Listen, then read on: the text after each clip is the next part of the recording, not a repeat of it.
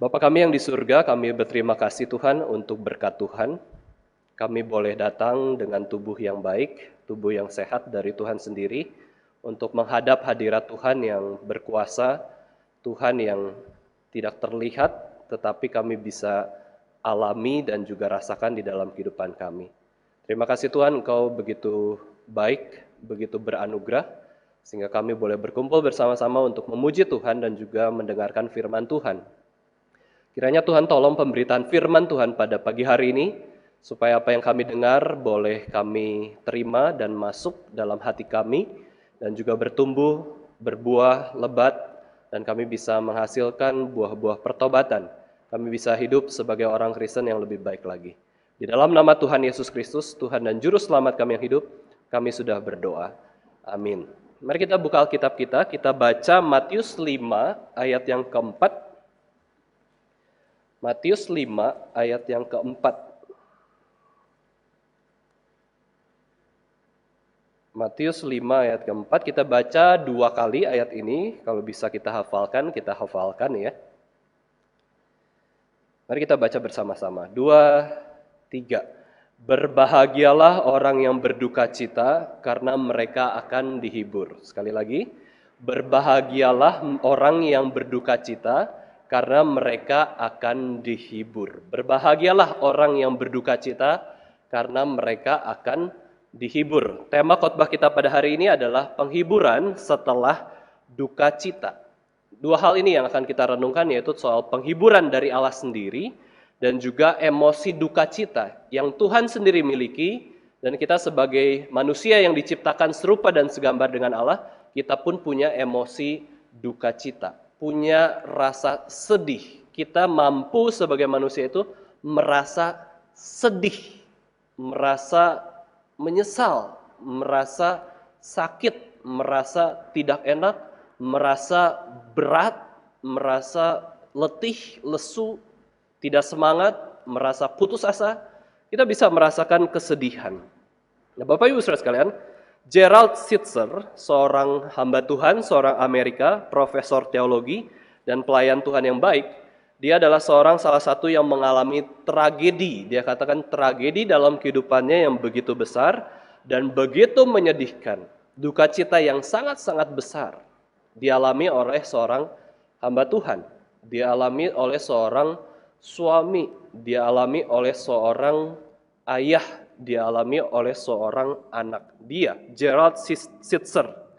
2 tahun setelah istrinya melahirkan anak paling bungsu, yaitu anak keempatnya, terjadi sebuah kecelakaan yang tragis di mana sebuah mobil yang dikendarai pemabuk menabrak mobil keluarganya.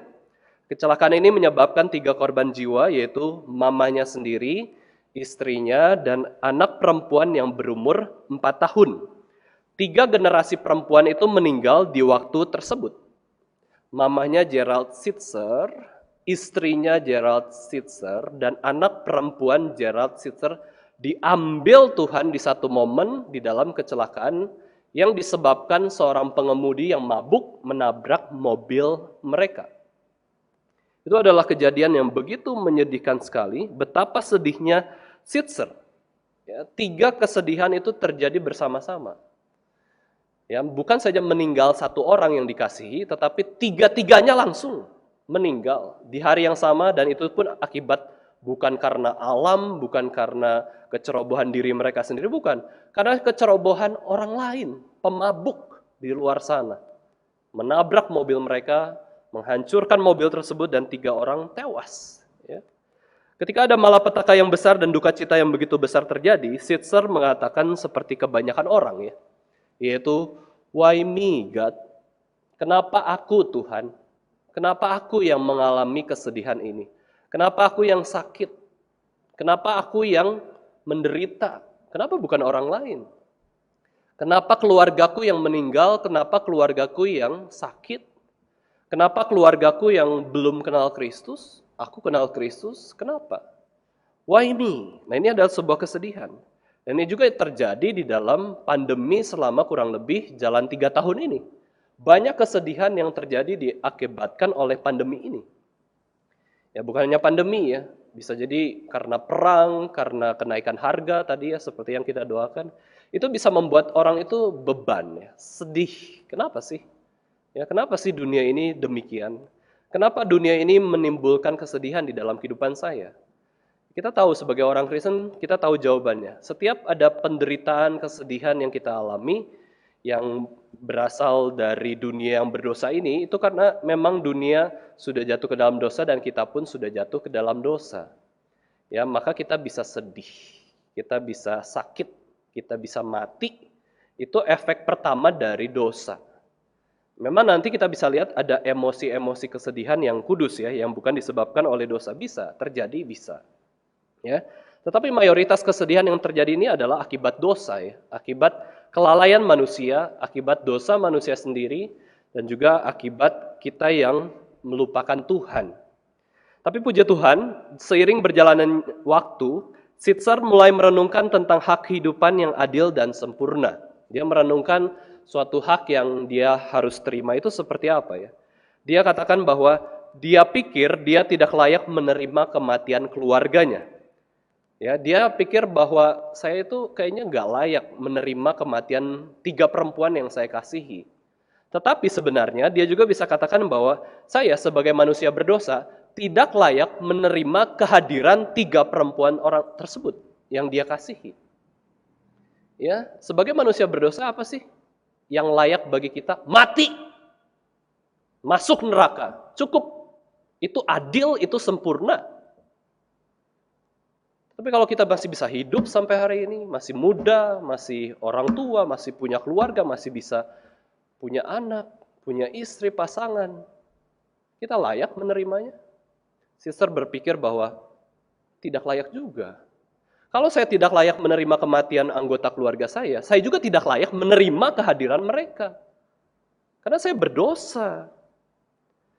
Ya, karena saya berdosa. Nah, ini adalah menunjukkan bahwa Tuhan itu berbelas kasihan.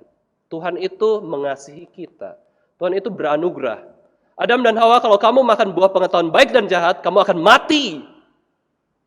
Adam dan Hawa makan buah pengetahuan baik dan jahat. Mereka mati kah? Harusnya mati, masuk neraka, selesai. Tuhan gak usah sedih.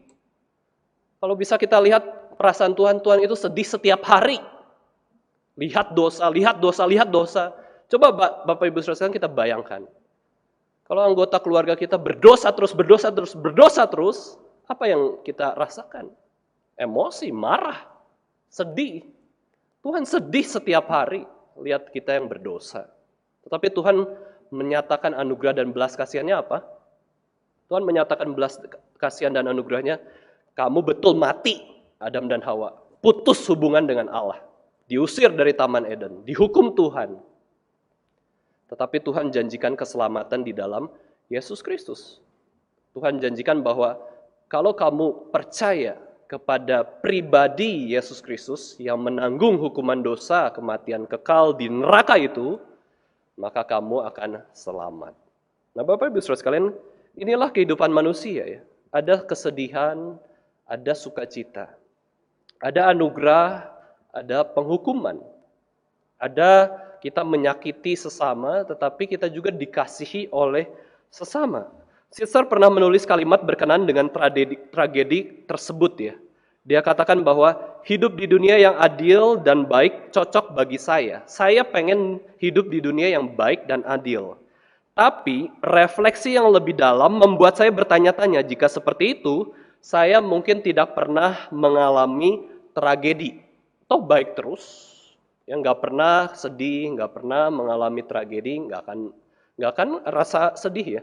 Kalau memang mengalami kehidupan yang baik. Tetapi itu juga berarti bahwa saya tidak akan mengalami anugerah.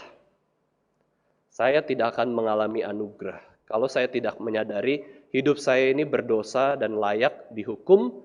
Dan hidup ini di dalam dunia yang berdosa itu banyak begitu penderitaan ya. Begitu banyak tragedi. Saya nggak akan mengalami anugerah. Kalau Adam dan Hawa ya terus selamat, kita ini imajinasi saja meskipun tidak pernah terjadi ya. Adam dan Hawa terus baik, terus masuk surga. Udah. Apakah dia merasakan ada penebusan Kristus? Dia nggak rasakan juga ya. Apakah dia rasakan ada anugerah Tuhan yang begitu besar? Dia rasakan, biasa aja ya. Ya, bukan berarti kita mengizinkan ada dosa ya, bukan.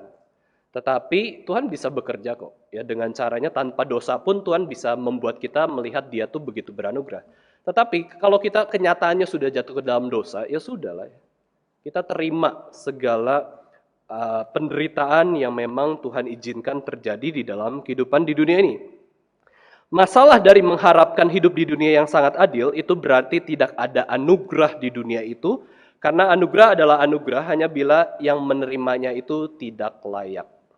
Anugerah adalah anugerah hanya bila orang yang menerimanya itu adalah tidak layak. Dan anugerah itu adalah pemberian yang cuma-cuma memang. Sister mengatakan bahwa segala tragedi, duka cita, kehilangan yang sudah terjadi di alami manusia itu harus dibawa di sisa kehidupan manusia ya. Duka cita dan tragedi itu bisa Tuhan pakai dan kita pakai untuk bisa menanggung segala duka cita karena ada pengharapan yang diberikan dari Allah. Ada penghiburan. Seperti firman Tuhan yang kita baca barusan, ini adalah firman Tuhan yang sangat singkat sekali. Berbahagialah mereka yang berduka cita, sebab mereka akan dihibur oleh Tuhan. Ini janji Tuhan ya. Ini janji Tuhan, setiap orang yang berduka cita akan dihibur. Ada pengharapan. Jadi duka cita itu kita tolak nggak Bapak Ibu Saudara sekalian? Ya kita tolak nggak? Kalau memang karena ya dunia yang berdosa, kita hindari ya, kita hindari. Karena motivasi yang berdosa, karena efek dosa, ya sebisa mungkin kita tidak sedih. Masa kita cari-cari duka cita ya. Tetapi kalau karena memang kita melakukan kehendak Allah, penderitaan karena Kristus, kita jadi Kristen orang benci kita. Kita jadi Kristen kok orang benci kita ya. Kita sedih. Ya itu kita harus terima. Ya, menjadi hamba Tuhan, menjadi pengurus, menjadi orang Kristen, ada kesedihan-kesedihan. Kita diasingkan oleh orang, kita dianggap orang yang aneh ya. Kita dianggap orang yang asing bagi mereka. Tetapi itu kita terima saja. Yesus menderita, guru kita yang terbesar menderita. Dia terima penderitaan itu meskipun kita lihat dia tidak berdosa ya. Yesus itu tidak berdosa tapi menderita. Kita yang berdosa menderita ya wajar lah ya. Penderitaan karena Kristus maupun penderitaan karena dosa-dosa kita sendiri maupun dosa-dosa orang lain di sekitar kita. Kita coba belajar, oke lah, ya. Kita sedihan yang kudus itu kita terima. Kita kenakan, ya, kita kenakan kesedihan itu sebagai wujud apa? Sebagai wujud iman bahwa kita menerima penghiburan yang dari Tuhan sendiri. Ya, Tuhan memberikan kita penghiburan juga. Yesus berkata, diberkatilah orang yang berduka cita. Yesus tidak berkata, diberkatilah orang yang mengalahkan duka cita. Tetapi Yesus berkata, berbahagialah orang yang berduka cita karena mereka akan dihibur. Yesus berkata, diberkatilah, ya diberkatilah. Ini wujud apa sih diberkatilah itu? Itu wujud adalah segala kebaikan Tuhan kiranya diterima oleh orang tersebut. Ketika kita berkata Tuhan memberkati, itu berarti apa? Penyertaan kebaikan Tuhan, pengakuan Tuhan, persetujuan Tuhan, itu ada di dalam orang tersebut. Maka kita berdoa, Tuhan berkatilah acara ini. Tuhan berkatilah orang-orang di sekitar aku. Tuhan memberkati kamu. Itu adalah suatu doa ya. Doa yang sangat baik sekali.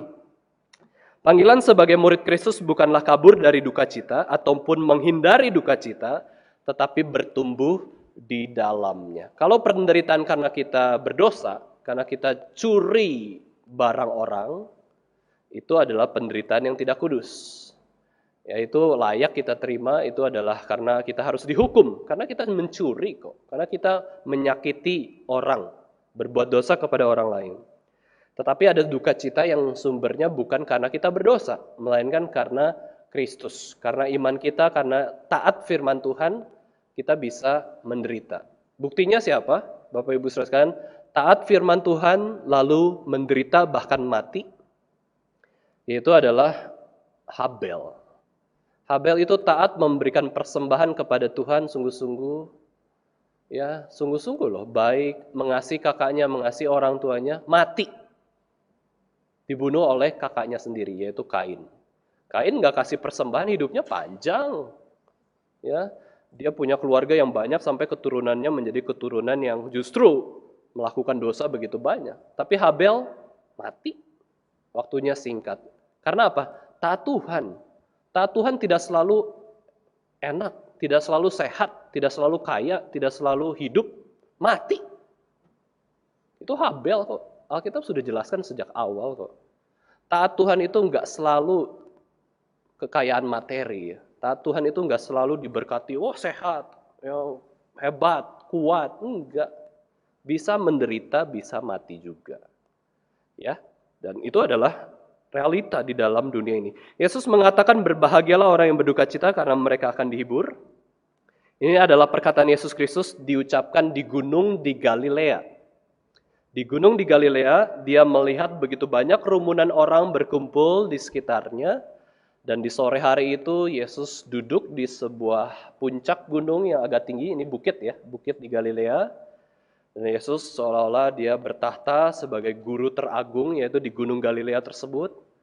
Dan dia mengucapkan 10 ucapan penghiburan, ya, ucapan bahagia. Ya, mengucapkan firman Tuhan. Tidak hanya sedikit orang saja yang berkumpul pada waktu itu, tetapi banyak sekali orang berkumpul di sana. Yesus duduk di atas gunung, memberitakan firman, ucapan-ucapan bahagia. Nah, ketika kita melihat konteks pemberitaan Yesus Kristus pada waktu itu, kita ingat bahwa di Gunung Sinai itu Tuhan juga pernah menampakkan diri dalam awan, ya, dalam awan kemuliaan yang begitu tebal dan sinar kemuliaan yang begitu terang kepada Musa, hambanya, dan disitulah Musa menerima 10 hukum Taurat. Musa menerima 10 hukum Taurat, mendengar sendiri apa yang dikatakan oleh Allah, dan kemudian Musa yang memiliki 2 loh batu diberikan oleh Allah sendiri. Allah menulis 10 hukum Taurat di atas 2 loh batu tersebut.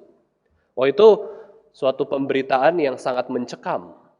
Ya, waktu di Gunung Sinai tersebut. Jangan ada Allah lain di hadapanku. Jangan membuat patung dan sujud menyembah kepadanya. Jangan menyebut nama Tuhan dengan sembarangan. Ingat dan kuduskanlah hari Sabat. Hormatilah ayahmu dan ibumu. Jangan membunuh, jangan berzina, jangan mencuri. Jangan mengucapkan saksi dusta, jangan mengingini milik barang sesamamu, jangan mengucapkan saksi dusta dan lain-lain. Itu 10 hukum Taurat. Semua Musa sendiri gentar ya pada waktu menerima firman tersebut. Tetapi di gunung di bukit Galilea tersebut, Yesus duduk dengan tenang. Dapat dilihat oleh banyak orang, ribuan orang, dan Yesus mengucapkan ucapan-ucapan yang bahagia. Ini kontras berbeda dengan Gunung Sinai. Itu hukum Taurat. Ya, ucapan-ucapan yang begitu tegas, jangan, jangan, jangan, jangan. Jangan lakukan dosa. Tetapi lakukanlah ibadah kepada Tuhan. Keras sekali. Tetapi di sini Yesus katakan berbahagialah, berbahagialah, berbahagialah. Mungkin Yesus sambil berkata berbahagialah, diberkatilah itu dengan tersenyum. Diberkatilah orang yang berduka cita. Karena mereka akan dihibur oleh Allah. Berbahagialah, berbahagialah orang yang menderita karena kebenaran. Karena diakui oleh Tuhan dan lain-lain. Yesus membuka mulutnya dan mulai mengajar mereka semua. Inilah khotbah di atas bukit, yaitu ketika Yesus membuka mulutnya dan mengkhotbahkan ucapan-ucapan bahagia. Ini mengingatkan kita bahwa manusia tidak hidup dari roti saja, tetapi dari setiap firman yang keluar dari mulut Allah. Yesus membuka mulutnya dan mengatakan kepada banyak orang, berbahagia. Blessed are those who mourn, for they shall be comforted. Ya, terjemahan lainnya adalah berbahagialah orang yang bersedih hati, sebab Allah akan menghibur mereka. Diberkatilah ya, diberkatilah. Ini adalah doa ya, doa yang sangat baik sekali. Diberkati berarti Allah berinisiatif memberkati dan merendahkan diri untuk menyelamatkan kita. Diberkati adalah sungguh-sungguh suatu tindakan yang Allah berikan, di mana Allah itu mencurahkan setiap kebaikan Allah kepada diri kita semua. Dan ketika kita diberkati oleh Tuhan, kita itu responsnya apa? Responnya adalah seharusnya kita membalas cinta kasih Tuhan dengan mentaati ya firman Tuhan, hidup memuliakan Dia. Nah, sekarang kita merenungkan tentang duka cita. Ya, ini adalah sebuah emosi dari manusia, tetapi kita tahu bahwa emosi ini ya Tuhan sendiri yang memberikannya kepada kita. Karena Tuhan itu beremosi ya. Saya nggak tahu Bapak Ibu Saudara sekalian, waktu Tuhan belum ciptakan malaikat, waktu Tuhan belum ciptakan manusia, apakah Tuhan bisa bersedih atau enggak? Waktu itu ada Allah Tritunggal saja. Apakah Tuhan bersedih? Kayaknya enggak mungkin ya. Saya nggak tahu juga. Ini misteri. Karena apa? Karena waktu Tuhan ciptakan malaikat, itu ada malaikat yang sebagian akhirnya jatuh melakukan dosa, menyembah diri mereka sendiri, melawan Allah. Dan kemudian ketika Tuhan ciptakan manusia, ternyata manusia juga Adam dan Hawa melakukan dosa. Dan di situ perasaan sedih Tuhan itu pertama kali adalah ketika malaikatnya jatuh ke dalam dosa. Kemudian yang kedua kali adalah ketika Adam dan Hawa jatuh ke dalam dosa. Sebelum menciptakan malaikat, Tuhan sedih nggak? Nggak tahu. Kita nggak tahu Tuhan sedihnya seperti apa ya. Tetapi yang kita tahu adalah yang diceritakan oleh Alkitab sendiri. Iblis sudah jatuh ke dalam dosa, ya, itu adalah malaikat yang jatuh. Tuhan sedih? Saya yakin Tuhan sedih. Tuhan sedih ketika melihat para malaikatnya itu yang harusnya menyembah Dia itu jatuh ke dalam dosa. Bukan hanya itu, ya Adam dan Hawa juga jatuh ke dalam dosa. Nah, ketika Tuhan menciptakan manusia, ya kita punya emosi sedih loh. Emosi sedih. Ya, dan kita tahu emosi itu bisa kita bedakan nantinya, yaitu emosi sedih yang kudus, duka cita yang kudus, atau duka cita yang tidak kudus. Nah, di sini kita belajar bahwa emosi duka cita adalah respons manusia ya. Terhadap apa? Biasanya adalah terhadap malapetaka, seperti yang dialami oleh Gerald Sitzer. Oh, ada malapetaka terjadi. Ya, kematian orang yang dikasihi. Kita sedih. Ada pandemi terjadi dan lain-lain. Kita sedih. Ya, itu bisa terjadi. Tetapi ada juga kesedihan yang kudus di mana kita sedih kalau apa? Kalau orang itu melakukan dosa kita sedih, bukan diketawain ya. Bukan ketawa. Orang melakukan dosa kita ketawa, kita seneng, ya orang lebih buruk daripada kita ya. Wah, biarinlah ya. Tidak, sedih. Orang belum percaya kepada Kristus kita sedih. Itu kesedihan yang kudus loh ya. Orang tidak mengenal Tuhan, orang tidak ibadah hari Minggu, udah Tuhan kasih hari Minggu loh, libur loh. Ini penetapan Tuhan sendiri. Hari Minggu libur. Ada satu hari dalam seminggu libur. Supaya apa? Bisa ibadah. Ada yang nggak ibadah, kita sedih. Kadang-kadang jengkel ya. Kadang-kadang hamba-hamba Tuhan itu kan jengkel kan ya. Kenapa sih nggak ibadah? Kan libur. Kan 6 hari udah kerja. Tuhan saja yang nggak perlu kerja, nggak perlu istirahat. Tuhan itu menciptakan dunia itu 6 hari. Dicicil loh. Ya, Tuhan itu mencicil pekerjaan. Ya, mengatur urutan dengan bijaksananya. Hari satu ciptakan apa, hari kedua ciptaan apa, urutan 6 hari kerja. Ya kita cicil, kita bijaksana Tuhan. Satu hari Tuhan istirahat. Tuhan yang tidak perlu kerja, Tuhan yang tidak perlu istirahat, Dia kerja, Dia istirahat. Untuk apa? Supaya manusia ciptaannya itu kerja dan istirahat. Istirahatnya bukan santai-santai ya, tetapi beribadah.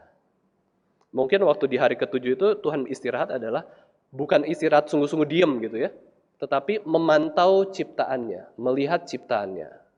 Wah, semua indah ya. Tuhan hadir. Ya, Tuhan bangga terhadap ciptaannya. Ada manusia, ada hewan, ada tumbuhan, ada daratan, lautan, langit, bintang bulan dan lain-lain. Tuhan itu memantau loh, bukan istirahat tuh diem ya, nggak ngapa-ngapain. Tapi Tuhan memantau, Tuhan bangga terhadap ciptaannya. Nah demikian juga, waktu kita datang ibadah di hari Minggu, kita tuh ke gereja, kita bangga kepada Tuhan. Tuhan yang sudah ciptakan kita, Tuhan yang sudah panggil kita ibadah. Nah ini sebuah pekerjaan, kita ibadah hari Minggu pekerjaan 2 jam. Ya, bukan berarti kita diam saja di rumah, tidur-tiduran, nonton TV, main games. Hari Minggu itu ibadah. Atau cuma 2 jam. Ya, selebihnya bisa kerja lagi. Kalau yang suka bekerja ya, Bisa, tetapi Alkitab katakan bahwa hari Minggu itu sebaiknya dua pekerjaan yang harusnya kita lakukan, yaitu ibadah, dan kedua adalah pekerjaan kemurahan hati atau belas kasihan. Ya, seperti kayak dokter, pemadam kebakaran, polisi kan ya nggak istirahat lah ya hari Minggu. Masa mereka istirahat nggak mau kerja? Enggak, mereka harus kerja hari Minggu. Kalau ada yang sakit, ada yang kebakaran, ada yang kriminal, harus kerja. Tapi ibadah juga. Kayak gitu ya. Kita pun sama. Minggu itu kerja juga. Tapi ibadah dan belas kasihan. Kita bisa ke gereja, kita bisa berkunjung keluarga, kita bisa berkunjung ke panti asuhan, ke penjara mungkin, dan lain-lain ya.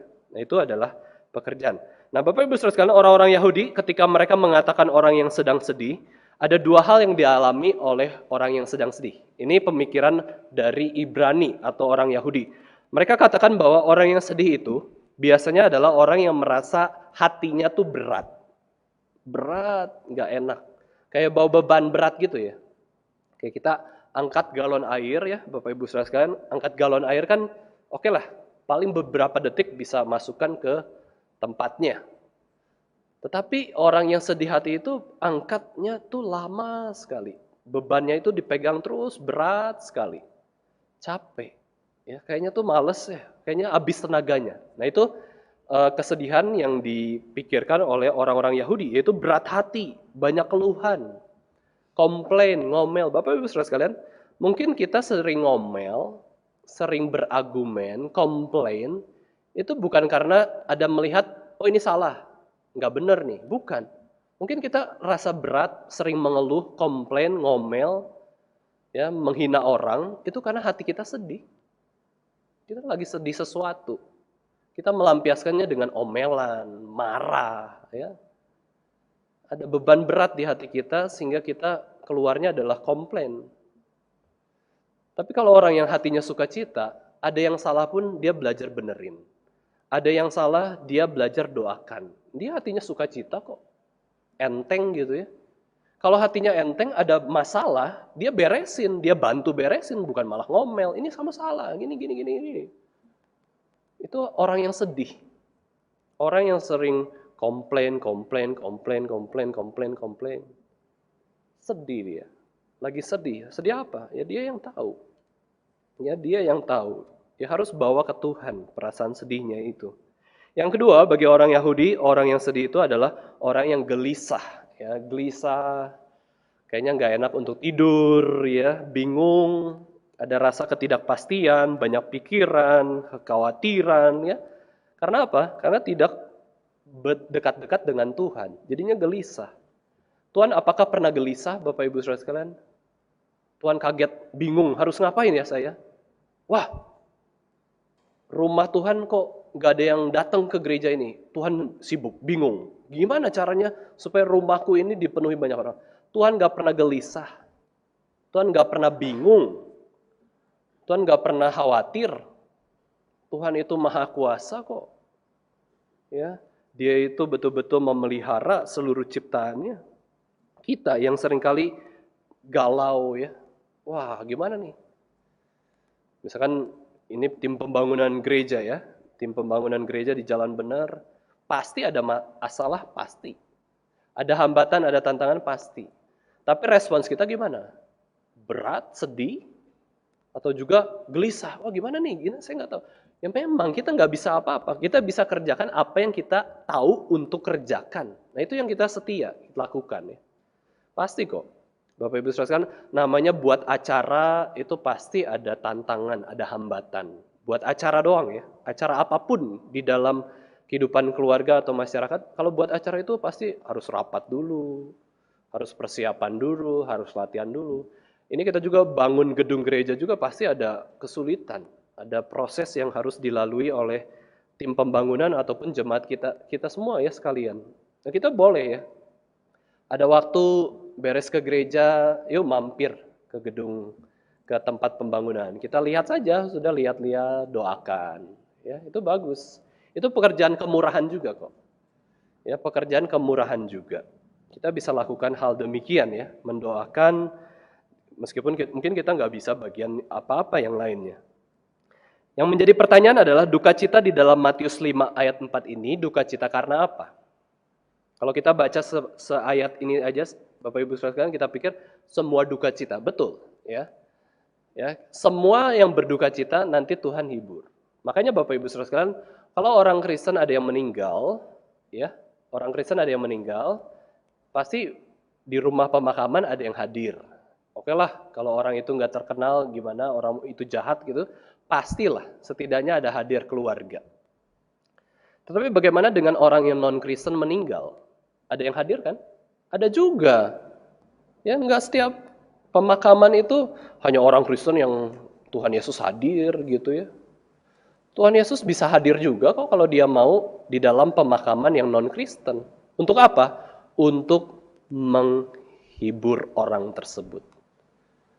Ya, memangnya Tuhan Yesus itu anti sama orang non-Kristen? Yesus ketemu banyak orang non-Kristen di dalam sejarah kehidupannya kok.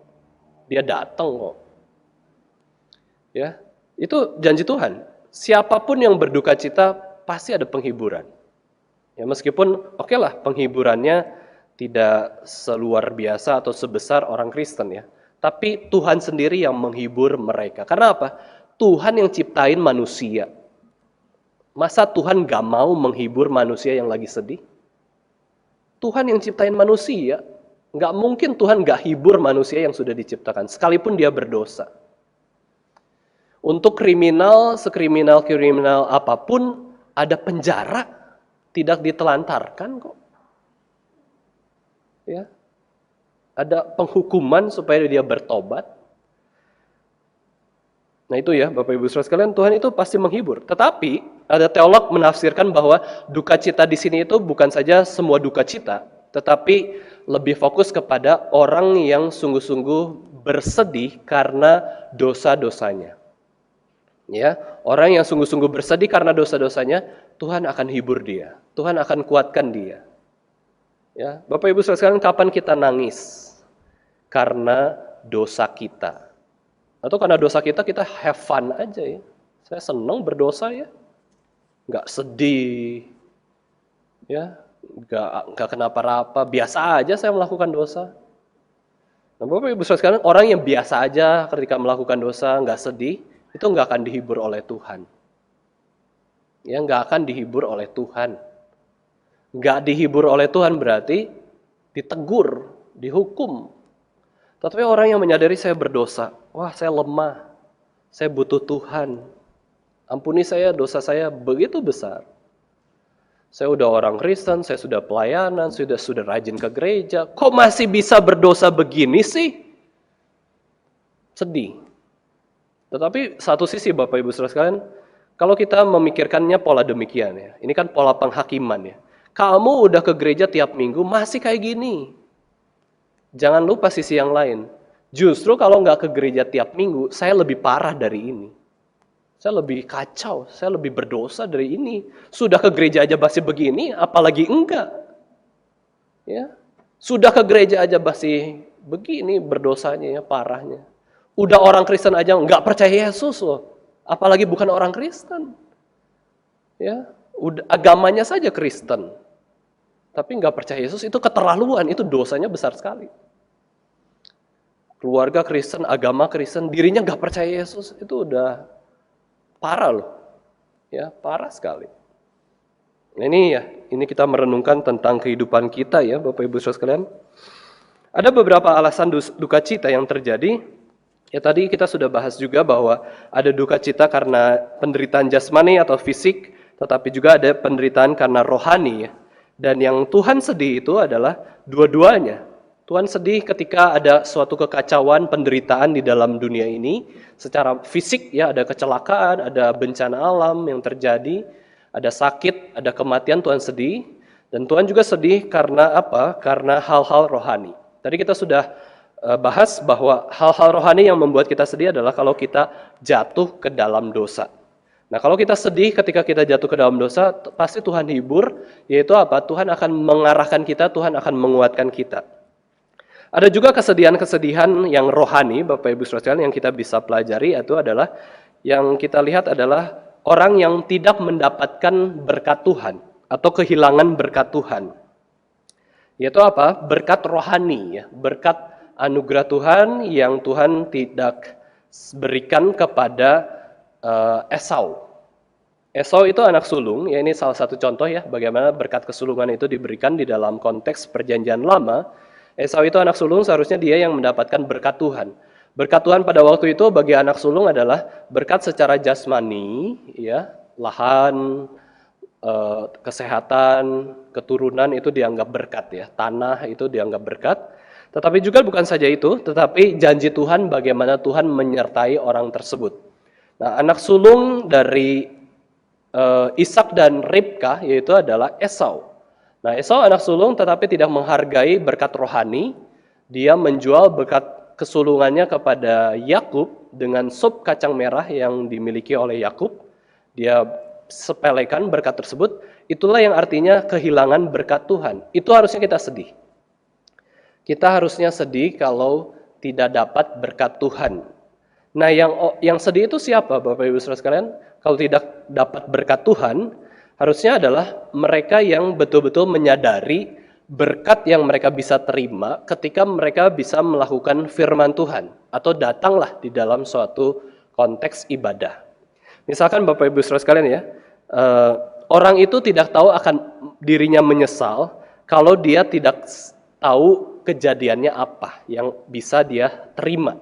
Misalkan ya, ambil contoh sederhana.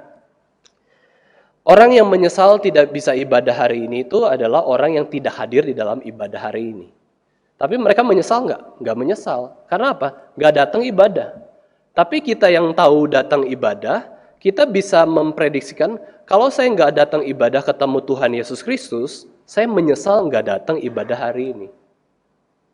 Tapi orang yang nggak ibadah di luar sana bisa menyesal? Nggak bisa, karena nggak datang kok. Nah itu maksudnya ya, kehilangan berkat Tuhan yang mereka tidak ambil. Tapi mereka nggak sadar. Kita yang ambil berkat Tuhan, kita bisa prediksi, kita bisa proyeksi bahwa kalau saya tidak datang seminar, saya nggak dapat firman Tuhan ini. Kalau saya nggak datang ibadah, saya nggak ketemu orang ini. Kalau saya nggak sekolah minggu, saya nggak dengar cerita ini. Itu dirasakan oleh kita. Nah ini artinya apa? Kehilangan berkat Tuhan yang kita bisa peroleh sebenarnya. Nah mungkin banyak kesempatan berkat Tuhan yang kita sudah hilangkan selama hidup di dunia ini. Ya, kita udah menyia-nyiakan begitu banyak kesempatan yang Tuhan berikan di mana kita bisa diberkati Tuhan. Ya, di mana kita bisa diberkati Tuhan. Nah khususnya Tuhan juga memberikan janji ini. Kita duka cita ya. Ada penghiburan dari Tuhan, entah bagaimana caranya. Khususnya bagi kita yang berduka cita karena dosa-dosa kita. Ini adalah sebuah janji Tuhan yang menguatkan bahwa setelah duka cita itu ada sesuatu hal yang menyejukkan, menyegarkan jiwa kita. Ketika kita sedang bersedih, ingat bahwa Tuhan itu menghibur kita sendiri. Saya pernah dihibur ya oleh seorang teman saya. Teman baik saya lah ya, teman baik saya beragama Katolik waktu itu di Bandung, ya itu pernah saya injili dengan metode evangelism explosion ya, kan saya cocok dengan dia orangnya. Suatu waktu lagi kuliah gitu, lagi nongkrong di kampus di lantai, saya coba aja ya, langsung kasih pertanyaan diagnostik, dua pertanyaan diagnostik. Kira-kira kalau kamu mati hari ini, kamu yakin nggak masuk ke surga? Wah, ini kan pemuda sesama temen ya enak ngobrolnya ya, diskusinya enak. Oh ya, kalau saya berbuat baik, ya harap masuk surga lah. Oh ya. Terus tanya lagi, pertanyaan diagnostik selanjutnya. Ketika kita sudah mati, kemudian datang di hadapan Allah, terus Allah itu bertanya, kenapa aku harus memasukkan kamu ke surgaku? Apa alasan Tuhan memasukkan kamu ke surgaku? Apa jawabmu? Ya ini mulai bingung ya. Apa ya? Jawabnya apa ya? Kita kan sebagai orang Kristen, orang Reform tahu lah ya. Ya, kita bisa yakin masuk surga, yakin. Tapi bukan dengan usaha kita, melainkan anugerah Yesus Kristus. Sederhana, masuk surga itu sederhana ya. Percaya Yesus Kristus sebagai Tuhan dan Juru Selamat, menerima anugerahnya, kita bisa masuk surga. Tetapi itu adalah anugerah pemberian dari Tuhan sendiri. Kalau Tuhan tidak berikan iman, kita nggak akan percaya. Sudah dijelaskan bertahun-tahun tentang Kristus, sudah lihat mujizat, sudah lihat Musa, Elia datang juga di hadapan kita. Musa, Elia, Elisa datang di hadapan kita. Kalau kita nggak dapat anugerah iman, nggak akan percaya. Pendeta Stephen Tong mau datang injili ke rumah kita, ngomong-ngomong sendiri pribadi, kalau nggak dapat anugerah iman itu juga nggak akan percaya kita. Tetapi kalau kita bisa percaya, berarti Tuhan bekerja, Roh Kudus bekerja di antara kita. Nah, kemudian diinjili, ya, terus ya relasi baik. Kalau saya ke Bandung pulang, pasti cari dia, ya, ayo ketemuan. Atau dia kalau lagi liburan mau ke Solo, ya, ayo ke Solo dan lain-lain. Terus dia kasih pernah nasihat yang hanya umum sebenarnya. Nasihat yang umum di situ juga saya sedang mengalami berat lah, sedih ya, beban berat, lagi capek kayak gitu ya. Dia cuman bilang ya semangat Vin. Ya ingat aja bahwa sehabis badai, sehabis hujan pasti ada pelangi. Gitu ya. Sehabis badai, sehabis hujan pasti ada pelangi. Ini natur ya, ini wahyu umum loh. Tapi saya terhibur dengan perkataan itu. Terhibur. Setelah kesulitan yang besar, ada penghiburan. Setelah penderitaan yang besar untuk Kristus, ada kemuliaan yang Tuhan janjikan. Ada sukacita yang Tuhan berikan pada kita. Mari kita baca 1 Korintus 10 ayat 13. 1 Korintus 10 ayat 13.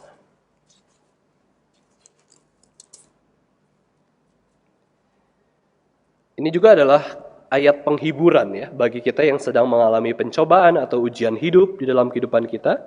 Kita baca bersama-sama 1 Korintus 10 ayat 13. 1, 2, 3. Pencobaan-pencobaan yang kamu alami ialah pencobaan-pencobaan biasa yang tidak melebihi kekuatan manusia. Sebab Allah setia dan karena itu Ia tidak akan membiarkan kamu dicobai melampaui kekuatanmu. Pada waktu kamu dicobai, Ia akan memberikan kepadamu jalan keluar sehingga kamu dapat menanggungnya. Pencobaan-pencobaan yang kamu alami itu pencobaan yang biasa. Ya, biasa di sini bukan berarti sepele ya. Ya biasalah kayak gitu, bukan ya. Tetapi biasanya adalah common. Kamu menderita, orang lain menderita. Emangnya orang lain gak menderita? Hamba Tuhan menderita, ya orang-orang yang Kristen lain juga menderita. Orang Kristen menderita, orang non-Kristen pun menderita. Orang di zaman abad 21 menderita, abad pertama pun menderita. Jangan sok heboh lah sama penderitaan kamu, kurang lebih kayak gitu ya. Kurang lebih, jangan sok merasa victim, self-pity. Jangan merasa kamu yang paling menderita. Semua orang lain itu menderita. Namanya juga sama-sama hidup di bumi yang berdosa kok. Jangan pikir orang kaya nggak menderita. Orang kaya juga bisa menderita. Jangan pikir orang miskin bisa hidup panjang. Belum tentu ya, bisa sakit-sakitan, banyak pikiran juga. Itu pencobaan-pencobaan itu sama, common. Itu biasa dialami oleh kita semua. Baik laki-laki maupun perempuan, baik orang dewasa, anak-anak, pemuda. Kita alamilah, jangan merasa diri tidak adil. Kamu lihat ada penghiburan juga sama Tuhan berikan. Semua orang menderita kok, ada penderitaannya masing-masing. Jadi di sini dikatakan pencobaan-pencobaan yang kamu alami itu adalah pencobaan yang umum, yang tidak melebihi kekuatan manusia. Karena kita tahu bahwa di dalam kedaulatan Allah, siapa sih yang mengizinkan pencobaan terjadi, penderitaan terjadi, kesedihan terjadi? Ya Tuhan sendiri. Tuhan sendiri yang izinkan di dalam kedaulatannya. Supaya apa? Supaya kita bergantung sama Tuhan. Supaya kita tidak memiliki ilah yang lain. Supaya kita jangan membunuh, jangan berzina, jangan mencuri. Supaya kita semakin bergantung sama Tuhan. Dan bukan saja itu, Tuhan katakan, janjikan Allah itu setia dan Dia tidak akan membiarkan kamu dicobai melampaui kekuatanmu. Pada waktu kamu dicobai, Tuhan pasti memberikan jalan keluar sehingga kamu dapat menanggungnya. Ini adalah ucapan bahagia yang diberikan Rasul Paulus yang senada dengan perkataan Yesus Kristus sendiri. Berbahagialah orang yang berduka cita karena mereka akan dihibur. Pasti akan dihibur oleh Tuhan sendiri. Bapak Ibu Saudara sekalian, John Calvin mengatakan bahwa kepercayaan yang umum adalah malapetaka membuat seorang tidak bahagia dan akan selalu membawa duka cita. Itu kepercayaan yang umum. Maka gereja-gereja itu ada yang menganut teologi kemakmuran. Karena apa? Karena kepercayaan umum mengatakan malapetaka membuat seseorang itu tidak bahagia dan selalu membawa kepada duka cita. Maka orang-orang yang tidak suka duka cita, tidak suka malapetaka, tidak suka ketidakbahagiaan di dalam hidupnya, dia katakan, ikut Tuhan pasti sukses, ikut Tuhan pasti bahagia, ikut Tuhan pasti sehat kaya. Karena apa? Karena kepercayaan umum ini. Ya, kepercayaan umum mengatakan bahwa malapetaka membuat seorang tidak bahagia akan selalu membawa duka cita. Namun, Kristus menyatakan kebenaran yang lain bahwa duka cita itu tidak akan menjadi duka cita saja, melainkan akan memperoleh penghiburan. Ini unik ya. Perkataan Yesus Kristus itu, duka cita tidak berhenti di duka cita saja. Ada tahapan selanjutnya setelah duka cita. Yaitu apa? Penghiburan, comfort, kenyamanan. Dari siapa? Dari Yesus Kristus sendiri. Tuhan Juru Selamat kita. Sebab Allah lah yang memberikan penghiburan tersebut. Kita bisa katakan bahwa ternyata duka cita itu berkontribusi, ya, dalam tanda kutip ya, kepada kehidupan yang bahagia dan sukacita ya. Kita tidak negatif selalu ketika mengalami penderitaan dan duka cita. Kalau kita sedih, Bapak Ibu Saudara sekalian, ingat, di depan kesedihan itu ada pengharapan akan penghiburan dari Tuhan sendiri. Jadi kita nggak anti, wah saya nggak boleh sedih nih. Wah saya lagi sedih. Saya lagi sedih. Lagunya harus happy di gereja. Nggak boleh yang makin sedih lagi. Coba Bapak Ibu Saudara sekalian ya, kita lihat. Kita ke pemakaman kan sedih. Lagunya sedih-sedih atau sukacita? Lagunya ya sedih, tapi itu membawa sukacita, membawa pengharapan. Nggak ada kan di kebaktian pemakaman, ayo pakai band, semua happy, ya, ayo semua, kan lagi sedih. Ya, lagi sedih harus happy gitu ya. Nggak ada. Justru lagu pemakaman itu membawa orang itu kepada pengharapan akan penghiburan. Ya slow aja, tenang. Ada sukacitanya tapi nggak sukacita banget. Kenapa? Lagu duka cita itu justru membawa pada penghiburan. Nah, ini paradoks. Kita datang ke pemakaman sedih. Lagunya sedih, tapi dijanjikan penghiburan dan kekuatan dari Tuhan sendiri. Roma 5 ayat 3-5 mengatakan, kami malah bermegah dalam kesengsaraan, karena kami tahu kesengsaraan menimbulkan kesabaran, dan kesabaran menimbulkan tahan uji, dan tahan uji menimbulkan pengharapan. Dan pengharapan itu tidak membuat malu dan kecewa. Itu Roma 5 ayat 3-5. Jadi Tuhan janjikan kok, di dalam setiap kesengsaraan, kesedihan, kesulitan, ada pengharapan. Sekali lagi Bapak Ibu Saudara sekalian, terakhir, apakah kita boleh bersedih? Boleh. Asal jangan berlarut-larut. Jangan sampai duka cita itu hanya menjadi duka cita saja, berlarut-larut sampai menghilangkan sukacita di dalam Tuhan. Ya, kita ingat ketika duka cita kita datang kepada siapa? Kepada Kristus yang memberikan, menjanjikan penghiburan itu sendiri. Seorang mengatakan bahwa manifestasi terkuat dari duka cita adalah air mata. Manifestasi terkuat dari duka cita adalah air mata. Bisa saja yang lain ya, bisa saja omelan tadi seperti yang saya katakan, kemarahan bisa saja. Tetapi manifestasi yang terkuat adalah air mata. Ketika manusia menangis, itu berarti dia mengalami duka cita yang luar biasa. Ya, karena dia duka cita, dia menangis, namun perlu berhati-hati. Ya, tangisan kita itu tangisan apa? Karena apa? Karena keegoisan kita, atau karena kemuliaan Tuhan, ya, atau karena dosa-dosa yang kita lakukan. Kesedihan kita itu kudus atau tidak kudus, ya. Ini perlu pengendalian diri, kita perlu cek motivasi kita.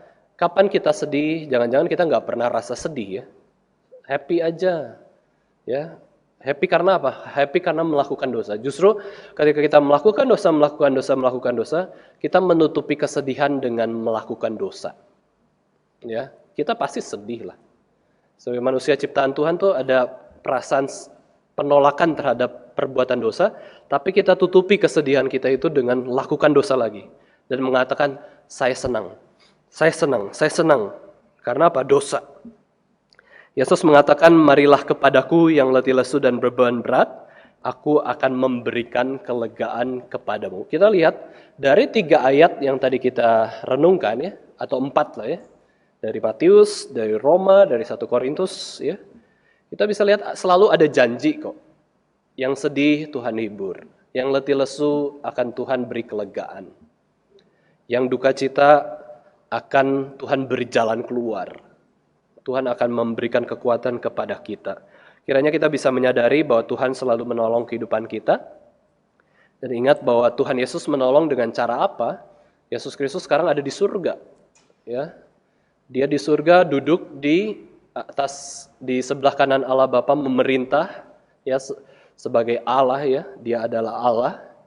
Lalu bagaimana Tuhan menghibur kita? Yaitu ada Roh Kudus. Roh Kudus itu adalah roh penghibur.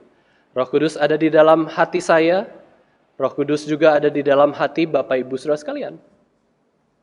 Ini Allah. Roh Kudus menghibur dari dalam. Ya, Yesus Kristus berdoa bagi kita supaya kita kuat menjalani kehidupan yang sulit dan penuh tantangan ini. Mari kita sama-sama berdoa. Bapa kami yang di surga, kami bersyukur Tuhan pada hari ini. Kami datang dengan segala keberadaan kami di hadapan Tuhan. Mungkin di antara kami ada yang sedang bersedih, ada yang berbeban berat, ada yang gelisah, khawatir akan kehidupan yang kami akan jalani di dalam hari-hari hidup kami. Mungkin kami juga datang dengan hati yang sukacita, dengan penuh pengharapan. Tapi kami sadar Tuhan bahwa Tuhanlah yang senantiasa memelihara hati kami. Dan Tuhan juga senantiasa memberikan penghiburan kepada kami yang sedang berduka cita, sedang berkeluh kesah, berbeban berat akan masalah-masalah hidup kami ini. Kami percaya Tuhan pada firman Tuhan 100% bahwa Tuhan adalah Allah yang memberikan penghiburan, Allah yang memberikan jalan keluar, Allah yang memberikan kelegaan kepada kami yang sedang bergumul atas dosa-dosa kami, ataupun sedih dan beban berat ketika kami menghadapi masalah kami masing-masing. Kiranya Roh Kudus dalam hati kami boleh bekerja Tuhan, supaya kami boleh senantiasa taat kepada firman Tuhan, dan firman Tuhan juga memberikan arah kepada hidup kami, supaya kami boleh semakin mendekat kepada Tuhan. Di dalam nama Tuhan Yesus Kristus, Tuhan dan Juru Selamat kami yang hidup, kami sudah berdoa. Amin.